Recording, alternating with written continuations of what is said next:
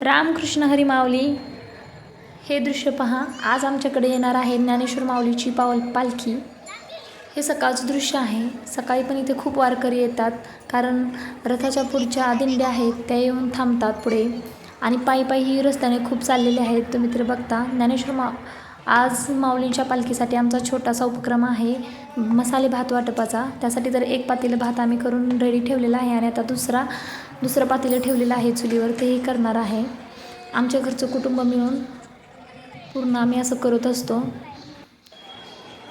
भात वाटप करताना तर व्हिडिओ काढायचा राहूनच गेला. हे बघा दृश्य किती छान वाटत आहे. ज्ञानेश्वर माऊलीची पालखी ही एक महाराष्ट्रातील पवित्र आणि प्रसिद्ध वारीपैकी एक आहे. ही पालखी आळंदी येथून निघते आणि पंढरपूर येथे रुक्मिणी आणि विठ्ठल यांच्या दर्शनासाठी जाते. या पालखीमध्ये ज्ञानेश्वर महाराजांच्या पवित्र पादुका विराजमान असतात. लाखो वारकरी येतात आणि टाळ, मृदुंग आणि हरिनामाचा गजर, अभंग, भगव्या पताका घेऊन पायी पायी चालत असतात आणि विठ्ठलाला जाण्याची वारी पूर्ण करतात. ही वारी म्हणजे एक भक्ती, समता, सेवा आणि प्रेम आणि एकता. विशिष्ट धर्माचे लोक एकत्र येऊन ही वारी पायी पायी पूर्ण करत असतात. ही आमच्या घराच्या पुढे जमलेली ही गर्दी आणि पाठीमागूनही खूप येत असतात. आमच्या गावाच्या पलीकडच्या साईडला म्हणजे पुरंदावडे या गावात आज माऊलींचं गोल रिंगण आहे. तिथं रिंगणासाठीही खूप माणसे थांबतात. आता मी तिथला व्हिडिओ काढला नाही, का तर आम्हाला उलटं वर जाता येत नाही. बघा तर आम्ही दोघीने, आमच्या दिदीने आणि आम्ही दोघीने मिळून खूप छान अशी फुगडी केली. फुगडी खेळताना खूप आनंद येत होता.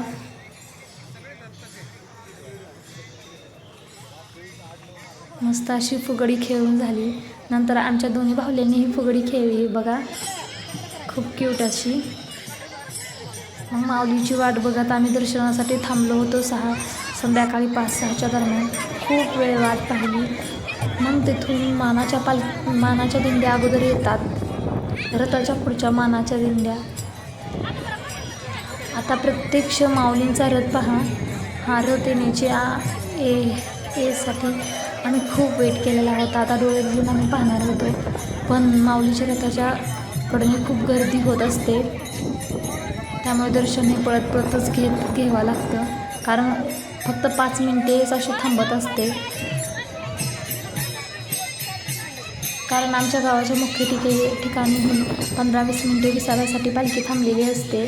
त्यामुळे पुढे जास्त थांबत नाही, आणि आम्हाला पाठीमागे जाण्यासाठी, दर्शन जाण्यासाठीही जाता येत नाही, कारण वाहने खूप असते आणि गर्दीही खूप असते. बघा तर प्रत्यक्ष दररोज व्हिडिओमध्ये बघून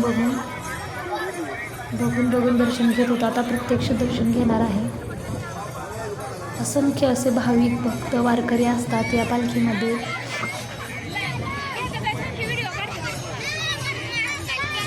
किती मनाला प्रसन्न वाटते माऊलींचा रथ बघण्यासाठी.